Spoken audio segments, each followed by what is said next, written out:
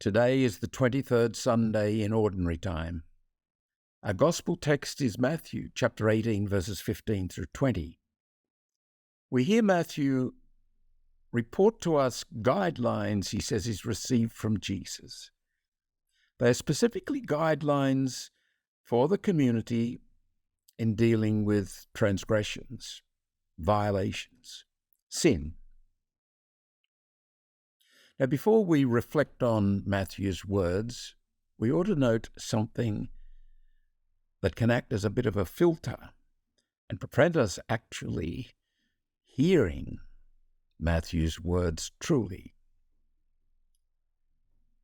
We, in our times, are very individualistic. We tend instinctively, as it were, to think I and me. These are lenses, if you like, through which we interpret the world.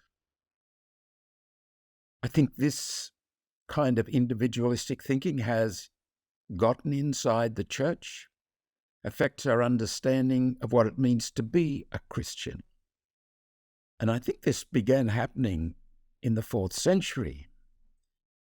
St. Augustine's Confessions are very much an individual outpouring and a cry to God as this person, this one individual. I'm not saying that that's a bad thing.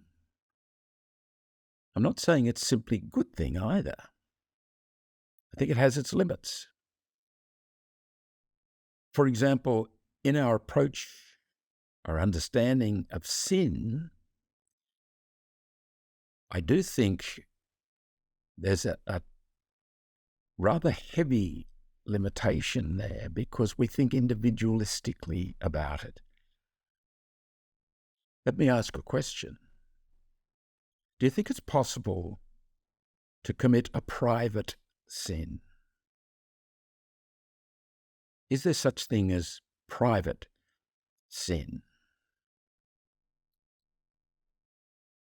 In Matthew's audience, and all the audiences that Jesus would have addressed, their instinctive pronoun, if you like, is we, us.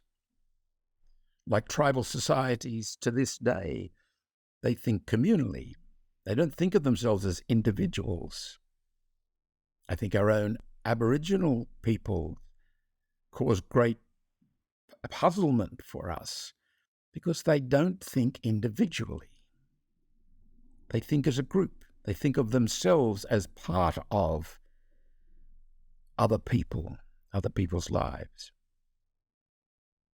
This is particularly the case when it comes to the community that is the church, you and me, and indeed the audience of Matthew. We came into being through God's love. The church is not a cultural or an ethnic or a political or any kind of humanly motivated invention. We exist. We are what we are because of God. We are invited into a loving communion we have accepted. Jesus is the heart and soul of this loving community. Through him, with him, and in him, we become what we are. It's a journey.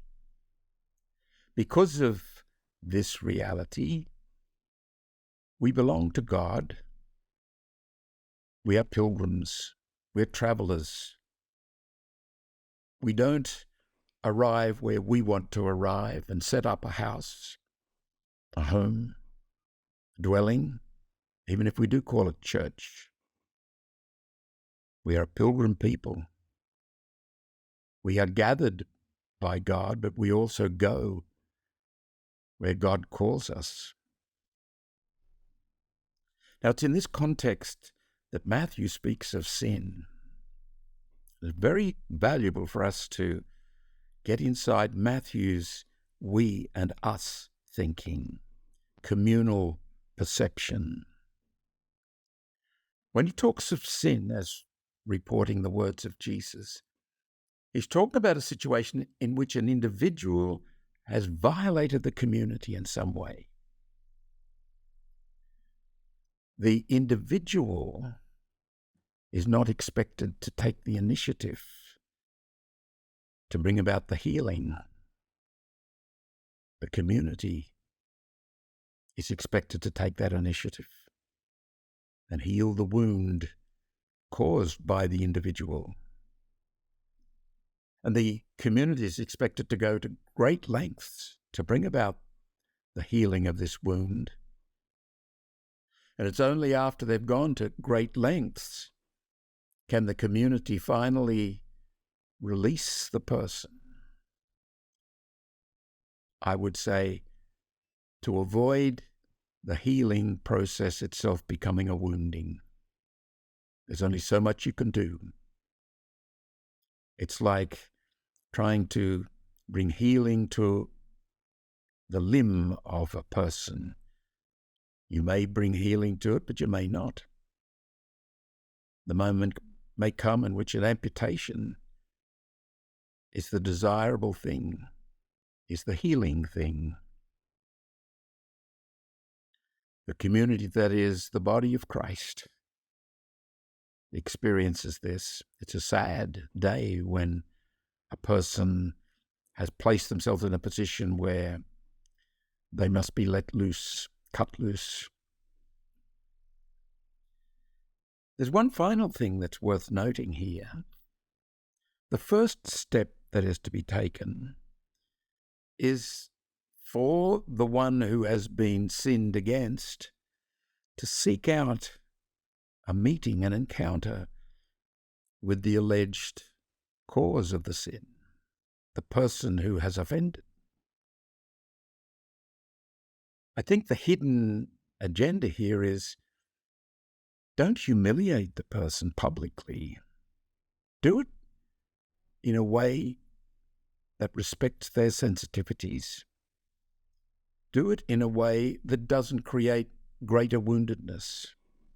Public humiliation would do that. And there's an insidious sin here that can occur, namely, we, the offended against, can in high dudgeon and out of a sense of personal righteousness and indeed woundedness cause a greater wound by the way we treat the offender. Pursuing this process that Jesus is encouraging us, according to Matthew, involves humility. I would suggest it involves the awareness that I, the one who seeks the healing of the community, I need to be healed too. I am, to use Henri Nouwen's phrase, a wounded healer.